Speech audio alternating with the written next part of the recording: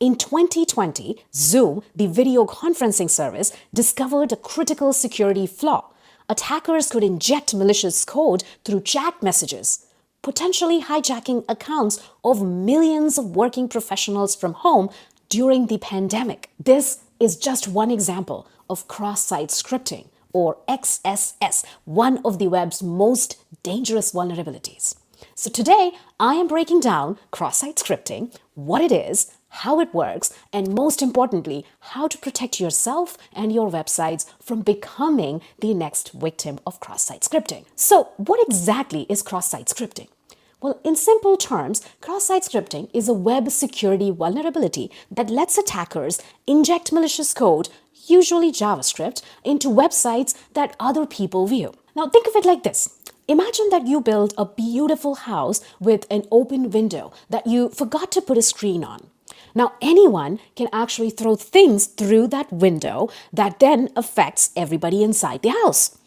That's essentially what cross-site scripting does. It exploits gaps in web security to run code that shouldn't be running there. The scary part? When this malicious code executes in someone's browser, it has access to things like their cookies, the session tokens, and other sensitive information. And the browser has no idea that the script is malicious. It just thinks it's part of the website. There are three main types of cross-site scripting attacks, and they each work a bit differently. So first is the persistent cross-site scripting, also called stored cross-site scripting. This is the most dangerous type and honestly the one that keeps security experts up at night. With persistent cross-site scripting, the malicious script gets stored on the target server permanently, like in a database, comment section, or forum posts. So imagine that I leave a comment on a blog that contains hidden script code instead of just the text.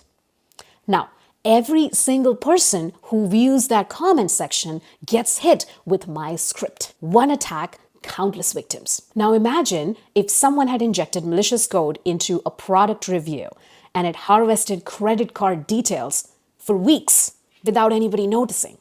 Absolutely wild. Next, we have reflected cross-site scripting. Now, this one is more like one-time attack. The malicious code isn't actually stored on the server. Instead, it's embedded in a link that gets sent to potential victims. So when someone clicks on that link, the attack reflects off the vulnerable website back to that victim. These attacks often come through emails that look totally legit. So things where they say, hey, click on this to verify your account, those ones.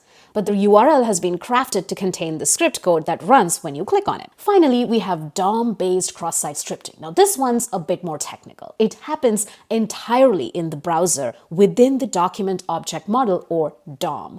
The website itself doesn't change, but the script manipulates how your browser renders the page.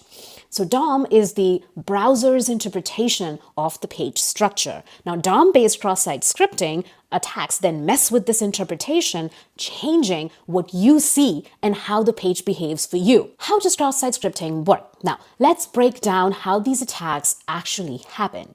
Now, here's a pretty clear three-step process. Step one is injection. The attacker finds a vulnerability in a website that doesn't properly validate or encode the user's input.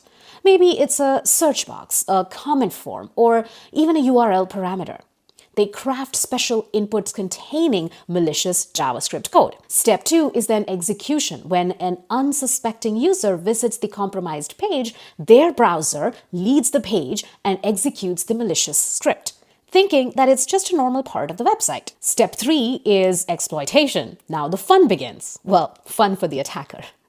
Not so much for the victim, actually. So the script can then do pretty much anything JavaScript is capable of. So steal cookies, log keystrokes, redirect to fake pages, you name it. So what exactly can attackers do with cross-site scripting? Well, let's talk about that. Some of their favorite tricks are cookie theft. Cookie theft is the classic move. The script grabs your cookies, which often contains session information, and sends them to the attacker.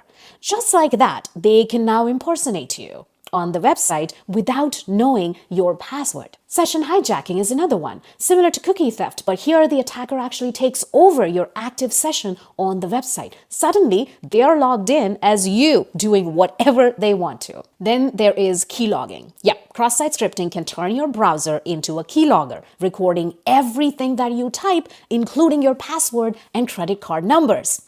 Then there's phishing. The script might redirect you to a fake version of the site that you thought you were on, designed to steal your credentials. The consequences can be pretty severe in these cases. For regular users like us, cross-site scripting can lead to identity theft, account hijacking, loss of privacy, data, and browsing history. In extreme cases, the attackers can even take remote control of your browser.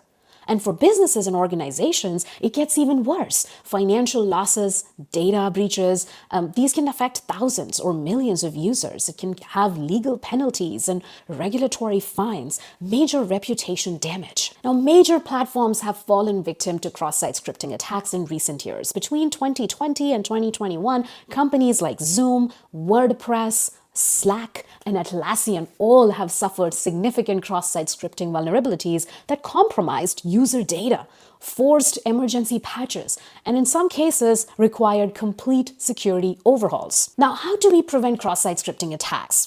There are three main approaches here. First is detecting the vulnerabilities. You need to regularly scan your code and applications for potential cross-site scripting vulnerabilities before attackers find them.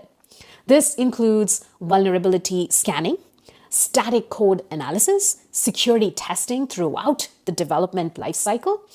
Next is the server-side protection. Now, this is your first line of defense. Input validation. Always validate your user's input. Check for suspicious characters or scripts and reject anything that looks fishy.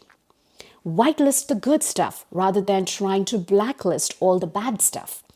Output encoding. Now, this is where before displaying user-generated content, encode it properly so the browsers can interpret it as text, not executable code. Security libraries and frameworks. Use trusted frameworks like React or Angular that have built-in cross-site scripting protection.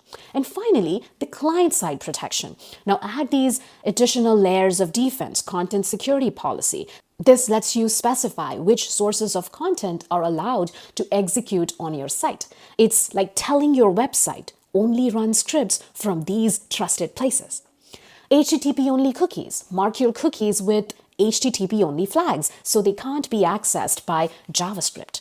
This prevents many cookie thefts. Now, browser security features. Modern browsers have built-in cross-site scripting filters that can catch many attacks. Make sure that you are keeping your browsers updated. So there you have it, cross-site scripting explained.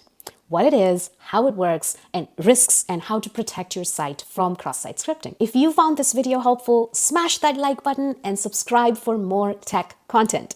Drop a comment if you have ever encountered a cross-site scripting vulnerability and how you worked through it. Stay safe out there, and I will catch you in the next video. Bye.